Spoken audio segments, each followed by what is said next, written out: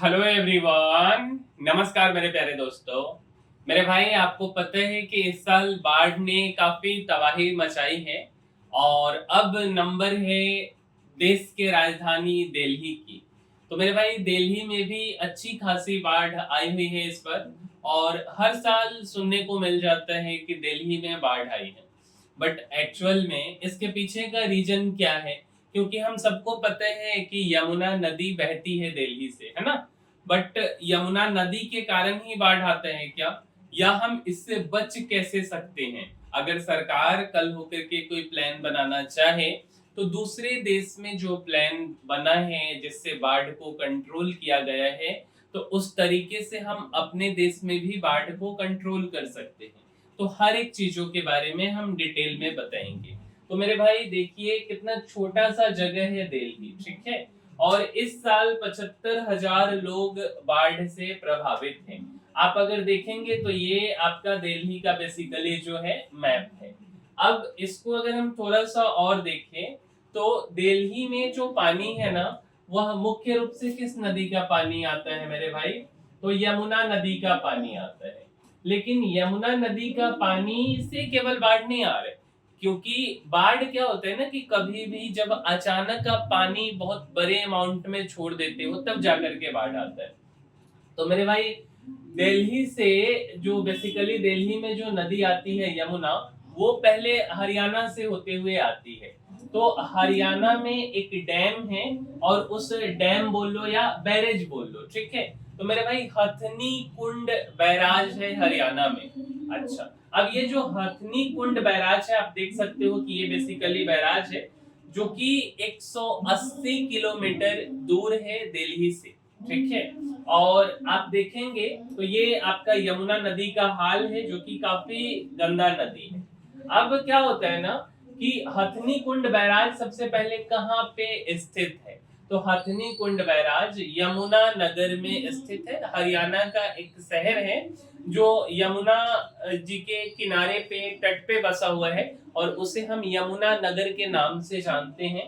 तो वहीं पे हथनी कुंड बैराज बनाया गया है। पहले यहाँ पे कोई दूसरा बैराज था जिसको तोड़ करके हथनी कुंड बैराज बनाया गया है। अगर आपको थोड़ा सा और बताएं विस्तार पूर्वक, तो हिमाचल प्रदेश में जो पोंटा साहिब जगह है, उसके नजदीक ये पड़ता है। यहाँ पे हथनी कुंड बैराज है, मतलब आप बोल सकते हो कि हिमाचल का सीमा खत्म हुआ, हरियाणा का शुरू हुआ, और वहीं पे हथनी कुंड बैराज, जहाँ पे शहर है यमुना नगर, वहां का।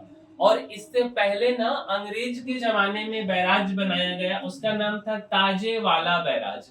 अब ताजे वाला बैराज काफी पुराना हो गया, तो उसको तोड़ करके और उसी के जगह पे 1999 में हथनी कुंड बैराज बनाया गया। अब हथनी कुंड बैराज का पानी भी दो, बेसिकली ना, उसके बाद दो और बैराज है जो कि दिल्ली में है।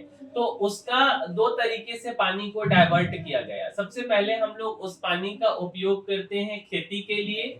दूसरा, हम लोग पीने के लिए, जो लाइफ लाइन आप बोल सकते हो, दिल्ली का 70% पानी उस कैनल के थ्रू होकर के आता है। बट बाढ़ जो है इस बार आप देखो कि किस तरीके का हाल कर दिया है, काफी ज्यादा लोग प्रभावित हैं।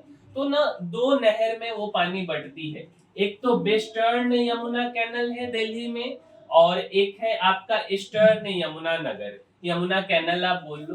तो वेस्टर्न वाले से पानी जाता है हरियाणा में, दिल्ली में और राजस्थान में। और जो ईस्टर्न कैनल है, ईस्टर्न यमुना कैनल, इसका पूरा पूरा पानी उत्तर प्रदेश को चला जाता है खेती के लिए मुख्य रूप से। अब 1999 में जब यह बैराज बन रहा था हथनी कुंड, तब का यह फोटो है। बेसिकली 2002 तक इसको 2002 में चालू कर दिया गया।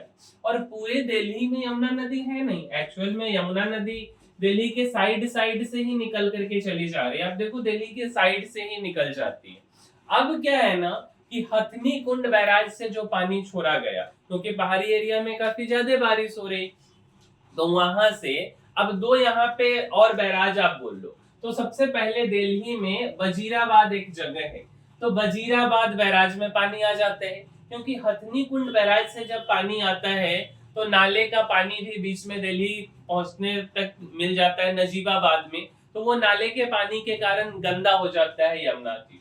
तो वहां पे क्या होता है कि वजीराबाद बैराज में बेसिकली उस पानी को ट्रीट किया जाता है। और एक और बैराज है ओखला बैराज।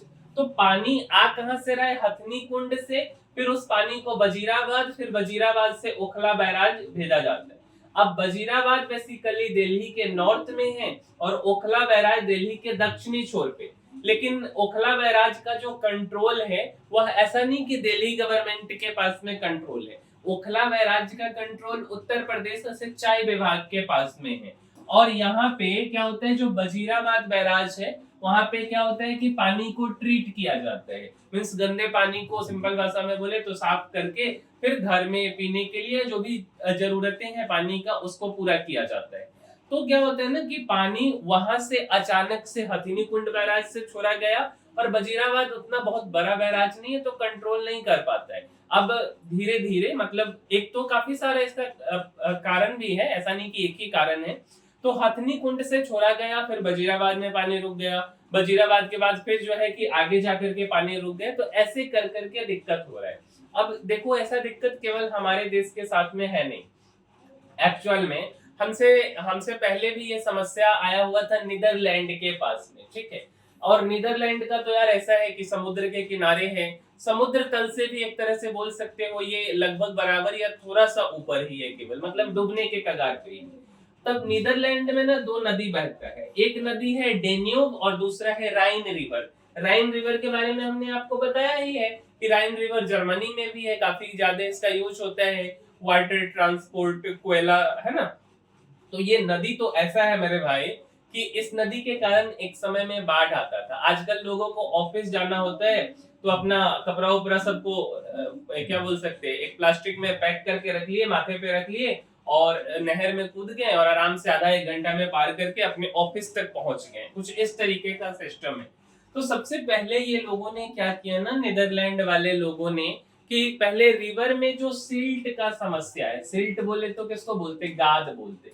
तो यमुना जी में, यमुना जी जो दिल्ली में है, वहां पे लोग क्या किए ना, एकदम जैसे ये नदी जा रही ना, तो इस नदी के किनारे लोग अपना घर बना लिए हैं। तो हर नदी का एक बहाव क्षेत्र होता है। अब वो बहाव क्षेत्र काफी छोटा हो गया है, स्वाभाविक है कि बाढ़ आएगा ही आएगा। अब इसके कारण इस घर का कचरा ये सारा नदी में जा रहा है, प्लस में पानी का प्रॉपर फ्लो ना मिलने के कारण ये काफी नदी का गहराई कम हो गया है। उसी तरीके से नीदरलैंड में भी हो गया था। तो जेसीबी लगा के अदर अदर टेक्नोलॉजी लगा करके पूरे नदी को पहले साफ किया गया। देखो ये मशीन से पूरा गाद को निकाला जा रहा है। इसके बाद और भी काफी काम उन्होंने किया, जैसे कि वहां पे हर साल बाढ़ आता है, तो जो घर बनाया ना वो तैरने वाला घर बना दिया, कुछ इस तरीके का घर। आप देख सकते हो ये शहर के किनारे घर है कि भाई ठीक है, जैसे ही बाढ़ आता है ना तो फ्लोटिंग हाउस ऊपर की तरफ उठ जाता है। तो जो किनारे वाले लोग हैं उन लोगों को दिक्कत नहीं होता है। क्या नीदरलैंड ही ऐसा है? नहीं मेरे भाई। इसके बाद तांजानिया की अगर हम बात करें तो यहाँ भी बाढ़ का समस्या है, बट इन लोगों ने हल निकाल लिया है। ये तांजानिया शहर है, यहाँ भी काफी बाढ़ आया, बट इन लोगों ने अलग अलग तरीके से, सबसे मेन है कि गाद निकालना, तो वो चीज कर ली। अब देखेंगे ये है मेरे भाई चाइना। चाइना हर चीज में कुछ नया तरीके से करता है। तो चाइना क्या किया ना, ये बेसिकली पानी ऑब्जर्वर है, ठीक है। जितना भी वाटर होता है ना, इसको वाटर ऑब्जर्वर तरीके का घास लगाया गया और इसका नाम दिया गया है स्पंज सिटीज। क्या दिया गया है? Sponge cities. कि वो पूरे पानी को सोख लेता है और जब बारिश खत्म हो जाती है, बाढ़ खत्म हो गया, तो धीरे धीरे उस पानी का उपयोग भी कर लेता है। तब चाइना में 3-4 जगह पे स्पंज सिटी थी, जैसे तियानजिन की अगर हम बात करें, नानजिंग की बात करें, चेंदू की बात करें, संघाई की बात करें, तो हर एक जगह पर स्पंज सिटी बनाया गया हुआ है, तो यहाँ बाढ़ नहीं आता है। तो ऐसा ही कुछ हमारे भी सरकार को इस तरीके से सोचना चाहिए, तब जाकर के हर साल हजारों करोड़ रुपए जो है बाढ़ के ऊपर खर्च हो जाता है, आम जनता को भी परेशानी होती है। तो एक क्यों ना परमानेंट सॉल्यूशन बनाया जाए, जैसे दूसरे देश में लोग बना रहे हैं उस तरीके से सीख करके।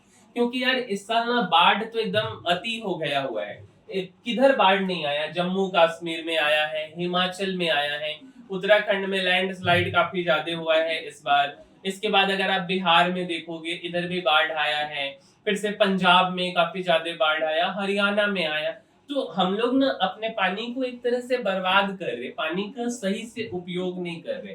तो ये इस वीडियो के माध्यम से हम आपको समझाने का कोशिश किए कि एक्चुअल में दिल्ली में बाढ़ क्यों आते हैं और हम ऐसा क्या कर सकते हैं, सरकार क्या कर सकती है जिससे बाढ़ पे कंट्रोल किया जाए। तो मिलेंगे हम किसी अगले वीडियो में, और अगर आपको हमारा यह वीडियो पसंद आया है तो इसको लाइक जरूर कीजिएगा, साथ साथ अपने मित्रों के पास शेयर भी कीजिए और चैनल को सब्सक्राइब कीजिए।